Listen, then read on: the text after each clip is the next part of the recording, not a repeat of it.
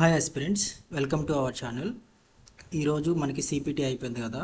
నాది afternoon 1 to 2 shift అనమాట. అయితే I have to tell you something.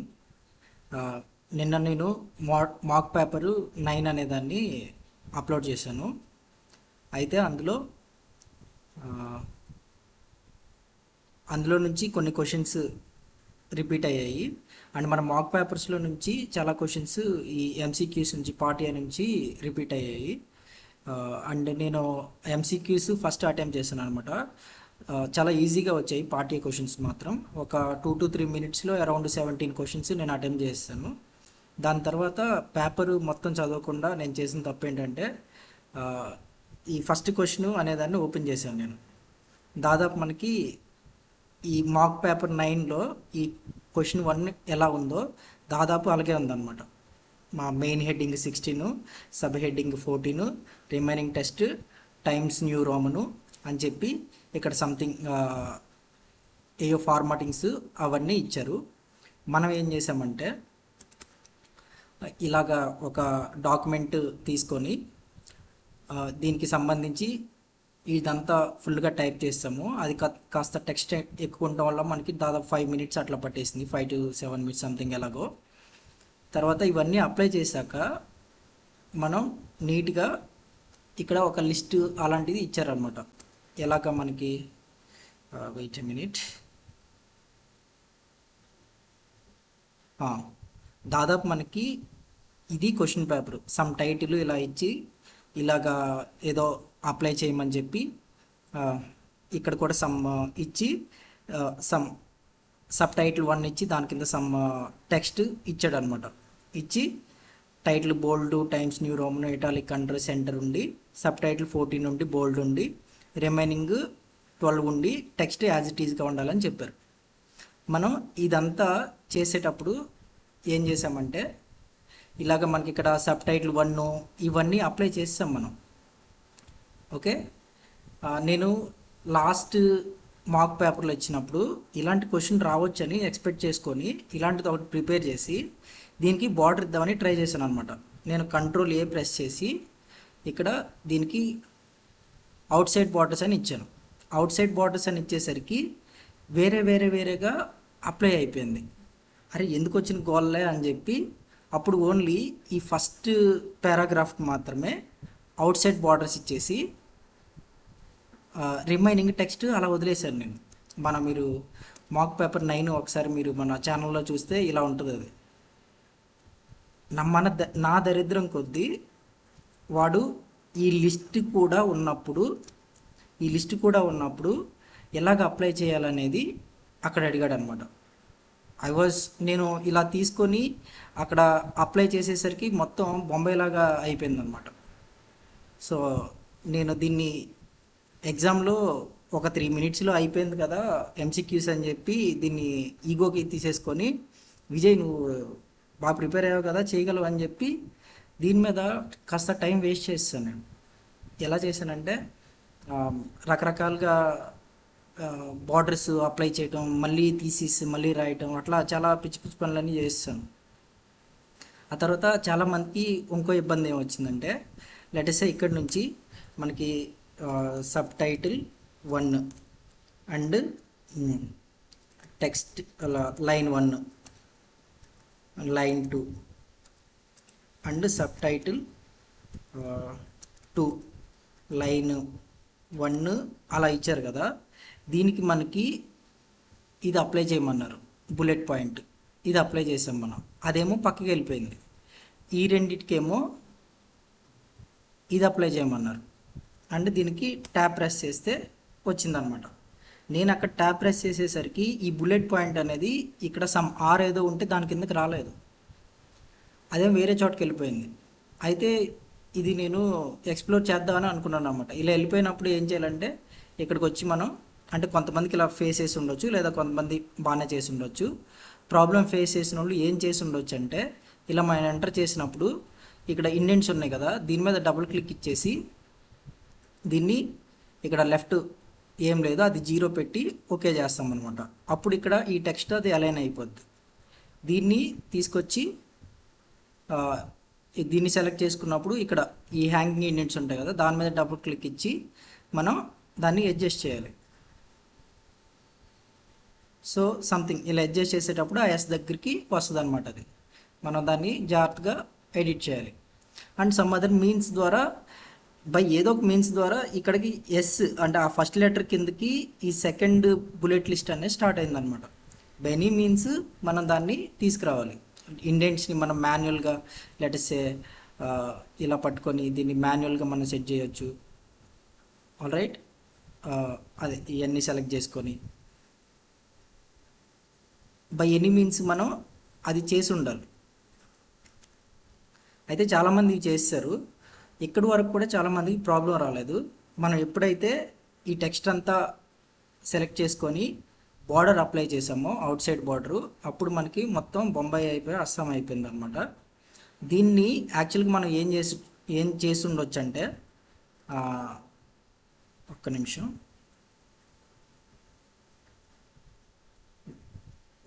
This one, దీన్ని మనం యాక్చువల్గా ఏం చేసి ఉండొచ్చు అంటే, ఇది మొత్తం ఎంటర్ చేసిన తర్వాత ఇవి కూడా మనకు కరెక్ట్గా వచ్చేసిన తర్వాత, సపోజు ఈ టెక్స్ట్ అంతటిని ఎంటర్ చేసినంత వరకు మనకు ప్రాబ్లం రాలేదనుకుందాం.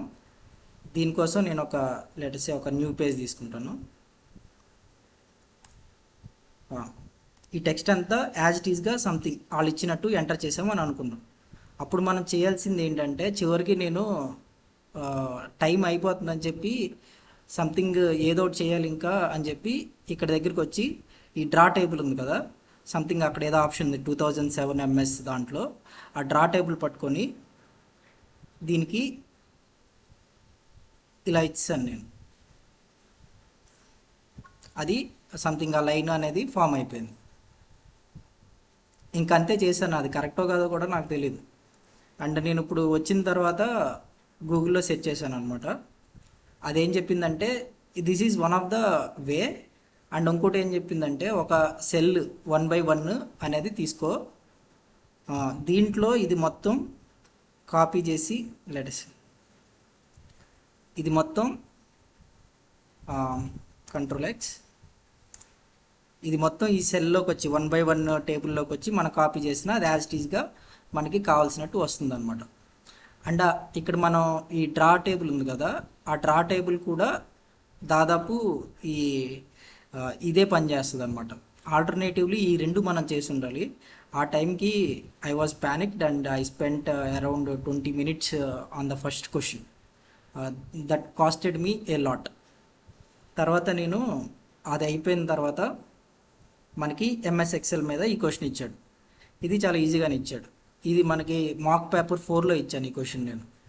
అంటే సిమిలర్ క్వశ్చన్ అనమాట. యూనిట్ సోల్డ్ ఐటమ్స్ పర్ ఇది.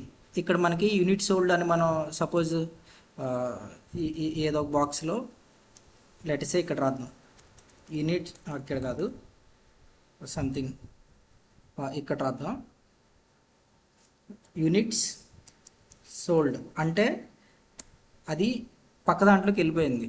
కానీ మనం ఆల్రెడీ డిస్కస్ చేసాం, అది పక్క దాంట్లోకి వెళ్ళిపోకూడదంటే ఇక్కడ మనం రాసేటప్పుడే ఆల్ట్ పట్టుకొని ఎంటర్ ప్రెస్ చేస్తే నెక్స్ట్ దాంట్లోకి వస్తుందని చెప్పి అది యూజ్ అయింది అనమాట.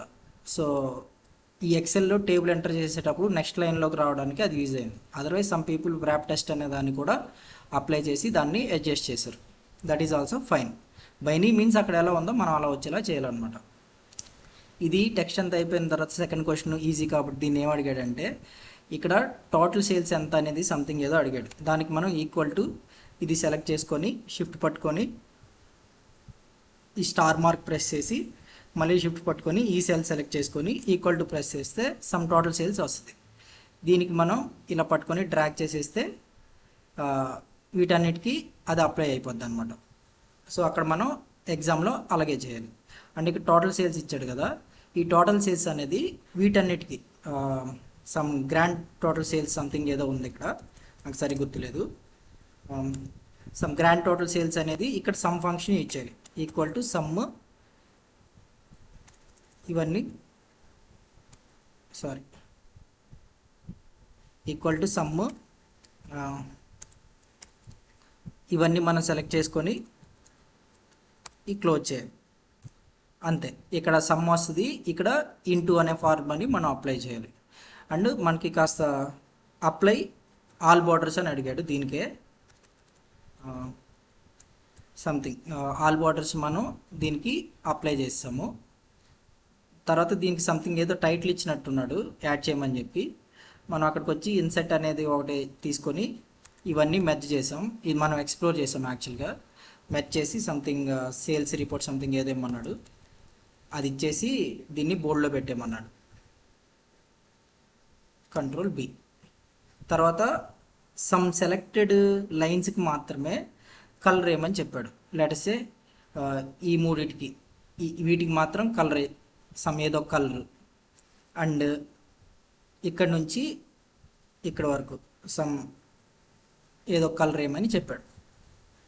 ఆల్ రైట్, దాదాపు ఇలాగే వచ్చింది క్వశ్చన్. ఇది ఈజీ, ఆల్మోస్ట్ అందరూ చేసేసి ఉంటారు. సో అది అయిపోయింది. దాని తర్వాత ఈ నా షిఫ్ట్లోనే పవర్ పాయింట్ మీద అది కూడా ఈజీ క్వశ్చన్ ఇచ్చారనమాట. దానికోసం ఏం చేయమన్నారంటే మనకి ఇలాంటిది ఒక స్లైడ్ షో అనేది చేయమన్నారు. Power point some plant species first దాంట్లో ఉండాలి, దీనికేమో ఒక టేబుల్ ఉండాలి నెక్స్ట్ స్లైడ్లో ప్లాంట్ స్పీసీస్ గురించి, థర్డ్ స్లైడ్లో ఏదో ఒక ఇమేజ్ పెట్టాలని అన్నారన్నమాట.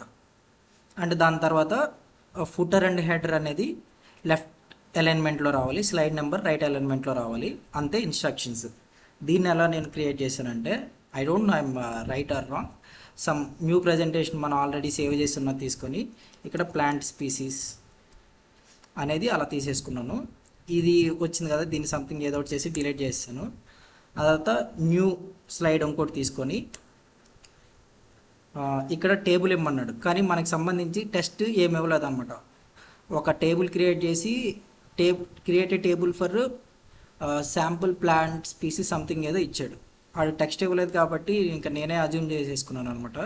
ఇది డిలీట్ చేసేసి సమ్ ఏదో ఒక టేబుల్ ఇచ్చేసాను అనమాట.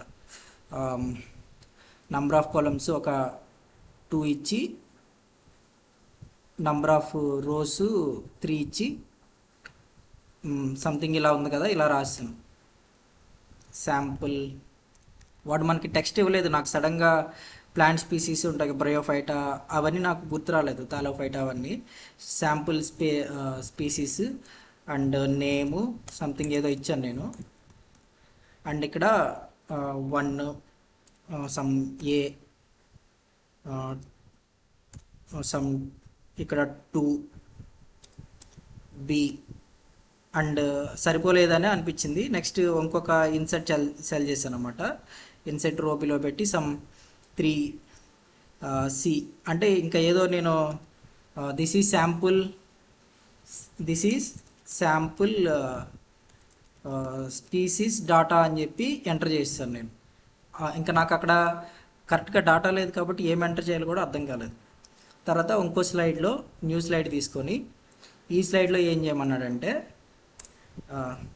ఈ స్లైడ్లో పిక్చర్ ఏదో ఒకటి ఇన్సర్ట్ చేయమన్నాడు. ఇక్కడ పిక్చర్ దగ్గరికి వచ్చి మనం అక్కడ డివైస్ అక్కడికి వచ్చేసరికి చాలామందికి పిక్చర్ అసలు ఏంటనేది అక్కడ ఏమీ లేదనమాట. సమ్ ఫోల్డర్స్ కొంతమంది సెట్ చేశారు, అందులో కూడా వాళ్ళకి ఏ పిక్చర్ అనేది దొరకలేదు. పర్టికులర్గా ఏ పిక్చర్ అని చెప్పలేడు, సమ్ ఇన్సర్ట్ పిక్చర్ అన్నాడు. సో అందుకనే నాకు కోపం వచ్చేసి డెస్క్టాప్ని స్క్రీన్ షాట్ తీసేసి దాన్నే పెట్టేద్దామేమో అనిపించింది. కానీ నాకు లక్కీగా ఏంటంటే నేను ఇలా ఎక్స్ప్లోర్ చేస్తుంటే ఆదిత్య యూనివర్సిటీకి సంబంధించి ఏదో ఒక పిక్ ఒక ఇమేజ్ దొరికింది. ఆ ఇమేజ్ని నేను తీసుకొచ్చి పెట్టేశాను అనమాట. ఇక్కడ అంటే అది ఎలా పెట్టానంటే లెటసే సంథింగ్ ఆ ఇమేజ్ నాకు ఇలా ఫైల్స్ ఎక్స్ప్లోర్ చేస్తున్నప్పుడు సంథింగ్ ఏదో ఒక ఇమేజ్ దొరికింది నాకు. స్క్రీన్ షాట్ తీసి ఇమేజ్ క్రియేట్ చేయకుండా సంథింగ్ ఏదో ఒక ఇమేజ్ దొరికేసరికి దాన్ని నేను ఇక్కడ ఇన్సర్ట్ చేస్తాను. సో ఫస్ట్ స్లైడ్లో ఏదో ఒక స్పీసీస్ ఇది ఎంటర్ చేయమని చెప్పారు. సెకండ్ స్లైడ్లో టేబుల్ విత్ స్పీసీస్ అనే దాన్ని చేయమని చెప్పారు. థర్డ్ స్లైడ్లో ఒక నేమ్ అదొక ఇమేజ్ ఇన్సర్ట్ చేయమని చెప్పారు. తర్వాత దీనికి ఏదో ఒక థీమ్, ఇష్టమైన థీమ్ కానీ కెమినో టెంప్లెట్ కానీ ఏదో ఒకటి అప్లై చేయమన్నారు. నేను ఇక్కడికి వచ్చి సంథింగ్ ఏదో ఒకటి చూజ్ చేసేసుకున్నాను. సంథింగ్ ఏదో ఒకటి నేను చూజ్ చేసేసుకున్నాను అనమాట. తర్వాత లాస్ట్ పాయింట్ ఏంటంటే దీనికి సంబంధించి మనకి ఫుటరు అండ్ హెడర్, సారీ ఫుటర్లో, హెడర్ అండ్ ఫుటర్లో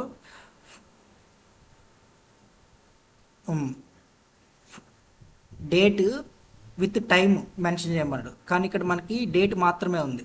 కిందకు వచ్చి మనం సపోజ్ ఇక్కడ ఉంది డేట్ విత్ టైం సంథింగ్, నేను విత్ సెకండ్స్ సంథింగ్ ఏదో తీసుకొని అప్లై చేశాను. అండ్ స్లైడ్ నెంబర్ అనేది కూడా అప్లై చేయమన్నాడు కాబట్టి అప్లై టు ఆల్ ప్రెస్ చేస్తాను అనమాట. సంథింగ్ దీన్ని లెఫ్ట్ అలైన్మెంట్లో పెట్టమన్నాడు ఈ డేట్ని. అయితే నాకు వచ్చిన దాంట్లో let's control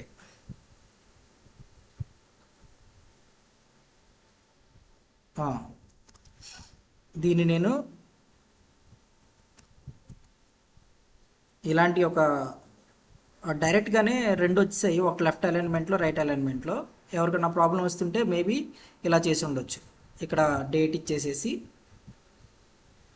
and slide number అనేది మనం అన్ని స్లైడ్లకి ఇచ్చేయాలి. సో ఇక్కడ మనకి కనిపించట్లేదు, సో ఇది ఇక్కడ స్లైడ్ నెంబర్ ఉంది, ఇక్కడ డేట్ విత్ టైం ఉందన్నమాట. అదే అన్ని స్లైడ్లోకి ఇన్సర్ట్ చేసేయమన్నాడు.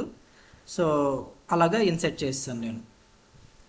ఈ పవర్ పాయింట్ ప్రజెంటేషన్కి మనకి స్పెసిఫిక్గా టెక్స్ట్ కానీ స్పెసిఫిక్గా ఇమేజ్ ఇవ్వలేదు కాబట్టి లిటిల్ డిఫికల్ట్ అనిపించవచ్చు.